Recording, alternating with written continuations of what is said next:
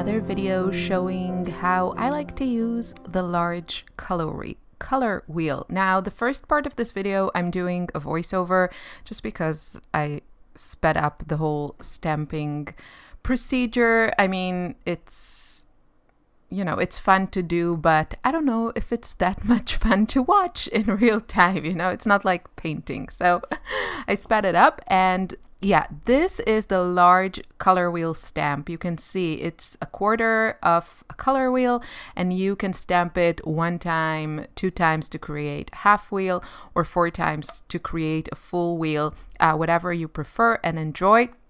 And I already posted a video showing how I actually use the 1/4 wheels and play around with that. So make sure you watch that video. Now, this is a part of my watercolor workbook stamp set, which is currently available for pre-order. I'm closing the pre-order on February 5th so that I can place the order, have it manufactured and shipped to all of you who ordered it as fast as possible. Thank you so much for your support. I was really, overwhelmed and really happy to see so many people excited about this stamp set as I was.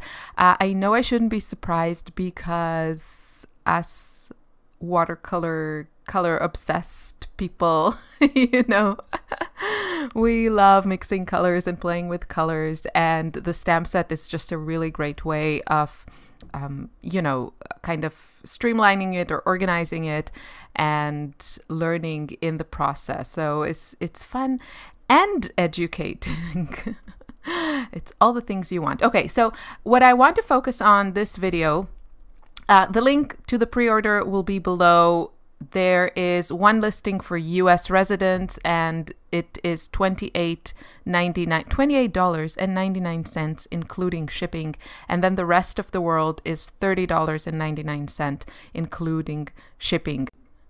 If you're interested, please take advantage of the pre-order. I will be ordering, just enough for the pre-order, and I don't know when I will be restocking this. So this is not, like a marketing technique or anything. I can't have extra stock lying around. That's why I'm doing the pre-order. So please, if you're interested, get yours during the pre-order. Just be mindful that it's going to take time, and hopefully these will be shipping at the end of the month or beginning of March. That's the nature of pre-orders. I'm a very small business, and this is the only way that I can make this happen. So thank you so much for your support and your patience.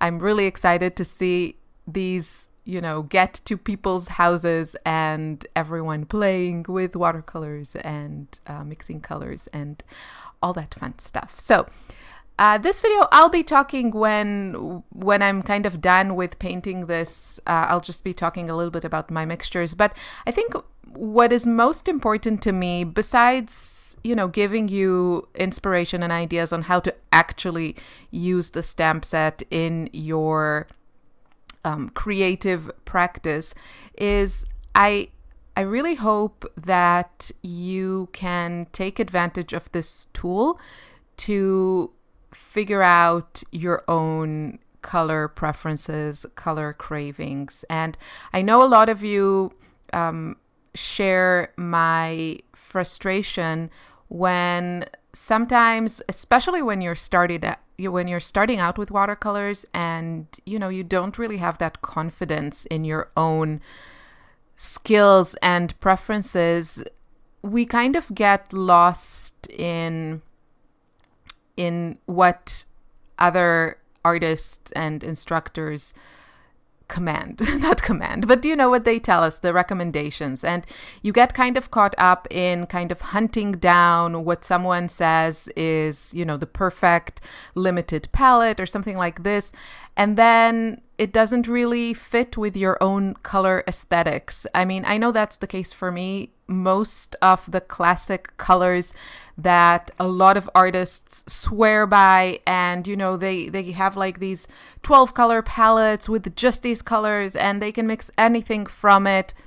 I don't like most of them. So, like, I don't know, lemon yellow or Hansa yellow light, or all the reds basically, or alizarin crimson, or phthalo blue or phthalo green, hooker's green, spring green. Like there are so many colors, and then the earthy like yellow, earthy like orangey tones like burnt sienna, umber, like all those things.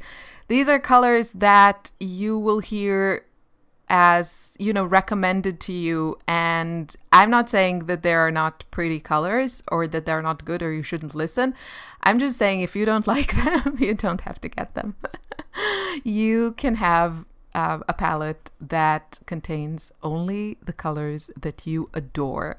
And this is one of the things that I truly wish for everyone, that ability to, listen and take what works for you and leave the rest behind, and never feel like your taste or preference is inferior because you're less experienced. From my personal experience, usually if I kind of put aside my own preferences and go with, whatever a certain instructor or teacher is recommending, I end up being disappointed with the results, because color is so important to me and it's so personal that if I'm not using the colors that I adore, that I'm craving, it's very, very rare that I'm happy with the result. I mean, it might be a technically okay painting, or it might kind of answer the goal of said exercise or whatever, but it never feels authentic. It never really speaks to my artist soul. And so what I wish for you to do, when you get your stamp set, or you don't have to get the stamp set, whatever, when you're painting, when you're testing colors, is listen to yourself and don't be afraid to, if you are following, say, a tutorial, and, let's say it's a tutorial about painting a specific flower, and they tell you should use this and this colors, like this green, this pink. Unless you're really trying to either copy what the artist is doing or imitate realistic, colors of objects, you are free to use whatever you want. So if you don't like alizarin crimson and you prefer to use quinacridone rose or bright rose, then go for that. And if you don't like, I don't know, like hooker's green or one of those super classic mixed greens that I find not attractive at all, and instead you want to go for like an olive green or something like zoazite, I mean, go with colors that excite you. And I think you'll be much happier with the not only the result, but also the process. There's something about just putting colors you adore on paper that it kind of feeds your positive vibes, and it just makes the whole experience of sitting down and painting more enjoyable. Okay, so that was more on the philosophical level of painting, and now I can just show you what I did here. But the point is, take this tool or whatever, however you mix your colors, and explore what you like, the colors you enjoy, and not any kind of like traditional, necessary, limited palette or color wheel. What I want to demonstrate in this particular color wheel, which has Lucas Naples Yellow Red, Holbein Opera, and Daniel Smith Teal Blue Light Blue Teal, one of them, as my triad, is the concept of not necessarily creating a color wheel that has that, even shift of color. So if I have here Naples Yellow Red and here Opera, then the color in the middle should be a 50-50 color mixture. I want to focus this color wheel on finding the mixtures that I like. So for example, I really like the more kind of coral, slightly more pinkish mixtures. That's what I would use in a painting. And that is what I have here. And that is kind of the point of this. Now, I have to say, like for these two colors, I'm not really a huge fan of, I mean, the purples are great. If you don't have cobalt violet tends to be an expensive color, or if you just don't have it in your, you know, stash, you can definitely mix a very bright pink with a turquoise, and because the cobalt teal is a granulating turquoise, it will give you some texture. It's not exactly identical to cobalt violet, but it's a similar effect. It might be more interesting for some people or more appealing to some people because of that turquoise or teal granulation. But this is definitely a color I enjoy and I would use.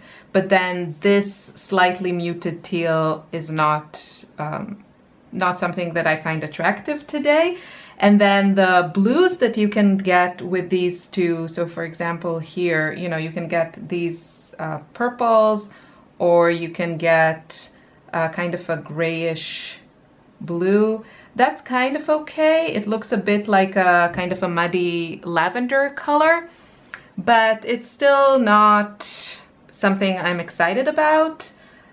But if you are, then I would include those mixtures, so you have a good reference to the ones that you like, and you know that with these two colors you can make other colors that are appealing to you. So the point here is to create a color wheel that contains the mixtures and the ratios that you enjoy for future reference, and it doesn't have to be an accurate representation of, you know, exactly a mixture of 50-50 or that sort of thing. Now here I just watered down the paint, and I think with this one I actually neutralized it a bit. So again, you can choose how you want to treat that going inside your circle.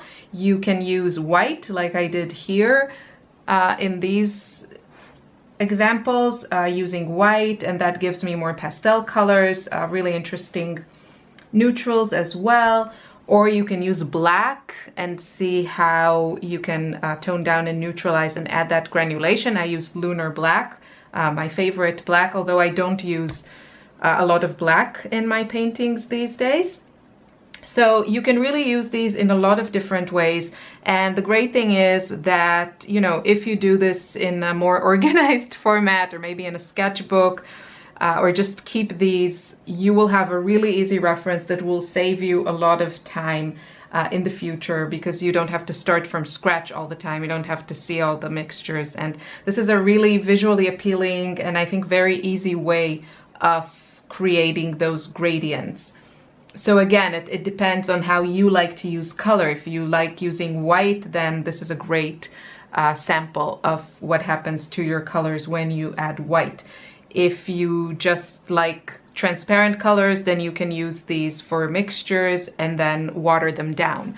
Or you can also start exploring, when you have a triad, you also have really interesting neutrals. So you can try and really neutralize your colors as you go to the center. I think I tried to do that here. But whatever you do, it looks really pretty, it's really fun, it's very meditative and educational, because you really learn to get to know your paints. And, you know, next time you want, I don't know, to paint like a beach scene, you can come back and look at all the different, you know, sand colors or watercolors or just different mixtures you created, like whole color stories, and see what speaks to you. So, for example, you could do like one of these circles for each of the triads that you're interested in exploring. So this one, I already mentioned the colors, but you know, another one for me that I would be interested would be something like quinacridone gold, Holbein's bright rose, and French ultramarine. Those are colors I use all the time. And then if I want to, I can bring in a white or buff titanium and, you know, kind of lighten the colors or muddy them up. So a lot of different possibilities, and don't forget to write down all the colors, because the last thing you want is to create the most gorgeous mixture and then not know which colors you used. And then you can either stick it down or, you know, in a sketchbook, or directly stamp in a sketchbook, or keep it in some sort of box or envelope for future reference when you want to start painting. Okay, thank you so much for watching. That's it for this video. Make sure you watch also the other ones showing you a lot more ways of using the stamp set. I will be posting even more videos this week. I'll see you soon. Bye bye.